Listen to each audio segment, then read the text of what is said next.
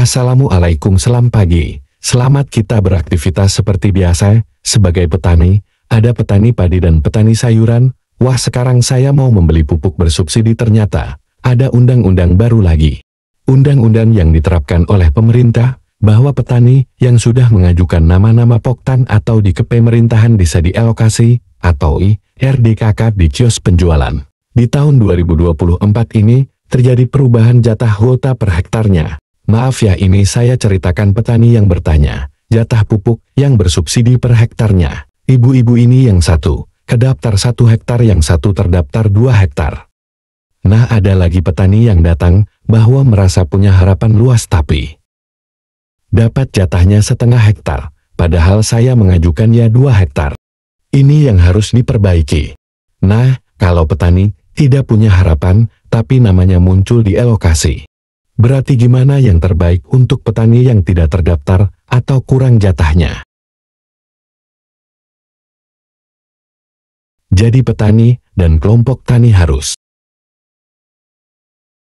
ada kesepakatan supaya pupuk yang mau ditebus di kios pengecer oleh petani yang terdaftar, lalu kelompok dengan menilai petani mana yang lebih jatahnya, dan petani tidak terdaftar. Jika kelompoknya tidak bergerak, pasti banyak permasalahan. Nah, ini contoh petani yang sudah menebus di kios pengecer. Pak ini punya garapan 2 hektar, tapi kuotanya 1 hektar, berarti asih kurang banyakan. Sudah dapatnya sedikit jatahnya aja 1 hektar. Ketika petani ini datangi kelompok hanya menjawab, "Bapak sudah dapat jatahnya, sudah Bapak." Petani ini punya kartu tani, tapi penebusan sekarang menggunakan KTP asli, dan pupuk di basi petani harus ada foto pupuk dan petaninya, dan fotonya harus menggunakan titik koordinat. Kata petani ini betul-betul hati-hati, jangan sembarangan menebus pupuk bersubsidi, apalagi bukan nama milik petaninya. Nah, Bapak ini selalu senyum dan senyum, karena setiap tahunnya tidak tahu mana masalah angka yang terdaftar di RDKK. Kata petani ini, saya ikut kelompok aja, yang penting waktu pemupukan harus ada, dan masalah jatah ikut teman-teman saja. Ini saatnya kelompok tani atau kepemerintahan desa harus bisa membagi pupuk bersubsidi kepada petani yang membutuhkan waktu pemupukan.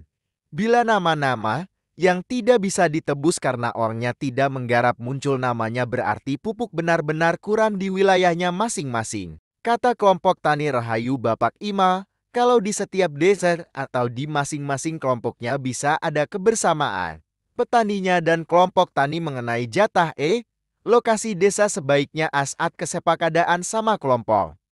Jika petani tidak ada kesepakatan, pasti petani menang sendiri. Kata Pak Iman Rahayu, saya mendata petani dan mengajukan, entah bagaimana yang muncul di RDKK, banyak yang tidak muncul, yang muncul nama-nama kurang paham. Inilah tugas saya untuk berusaha sebagai kelompok.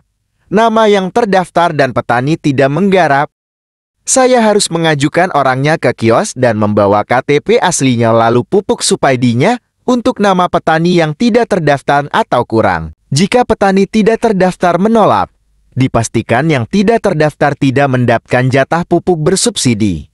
Nah, berarti gimana caranya para petani yang mau membeli pupuk bersubsidi lewat kelompok atau mau dibagi sendiri? Poinnya, jika petani mau dibagi sendiri, ingatkan yang kurang jatahnya jangan di kelompok tani, rebutlah petani yang dapat jamaah lebih dari garapan. Contoh, garapan setengah hektar, kuotanya 1 hektar. Dan kalau kelompoknya aktif mau membagi jatah per hektarnya, silakan bisa kebersamaan kelompok. Yang penting penebusan dengan benar. Apa yang diprogramkan pemerintah, jangan sampai tidak ikut aturan pemerintah, nantinya mendapat masalah. Mudahan pupuk bersubsidi yang mau direbus oleh petani tidak ada permasalahan apa-apa, dan para petani bisa menebus semuanya, siapa tahu jatah pupuk dikurangi. Bila pembicaraan ini ada yang kurang pas atau tidak masuk akal kami petani, mohon maaf. Mungkin ini sebatas kita petani sharing, dan kami mohon pamit. Terima kasih, salam semangat.